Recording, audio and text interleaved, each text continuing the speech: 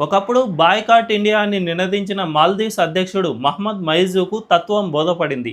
ఏ దేశాన్నైతే కాదనుకున్నాడో ఆ దేశాన్ని ఇప్పుడు ముఖ్య అతిథిగా పిలిచే పరిస్థితికి వచ్చింది.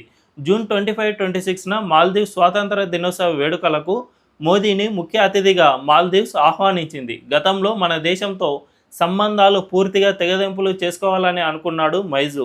తన మంత్రులతో మోదీని, భారత్ను తిట్టించాడు. దీంతో మోదీ లక్షద్వీప్కు వెళ్లి బీచ్లో కుర్చీ వేసుకుని కూర్చున్నారు. అదే సమయంలో ఇండియన్స్ బాయ్కాట్ మాల్దీవ్స్ పిలుపునిచ్చారు. ఫలితంగా మాల్దీవ్స్ ఆర్థికంగా చితికిపోయింది. ఇండియన్ టూరిస్టులపై ఆధారపడి బతికిన ఆ దేశానికి మన టూరిస్టులు ఎవరూ వెళ్ళలేదు. దీంతో ఆ దేశ ఆర్థిక పరిస్థితి తీవ్రంగా దిగజారింది. వాటి నుంచి బయటపడేందుకు మైజూ, చైనా, గల్ఫ్ దేశాలతో సంప్రదింపులు జరిపినా ఫలితం లేకుండా పోయింది. చైనా అండ చూసుకుని విర్రవీగితే చివరికి ఆ దేశం కూడా హ్యాండ్ ఇచ్చింది. దీంతో గతి లేక మన దేశంతోనే సత్సంబంధాలు ఏర్పరచుకోవడానికి సిద్ధమైంది. అందుకే మోదీని ముఖ్య అతిథిగా పిలిచింది. మరి ఇప్పటికైనా భారత్తో మంచిగా నడుచుకుంటే బెటర్, లేకుంటే ఆ దేశం మరింత నాశనం అవడం ఖాయం.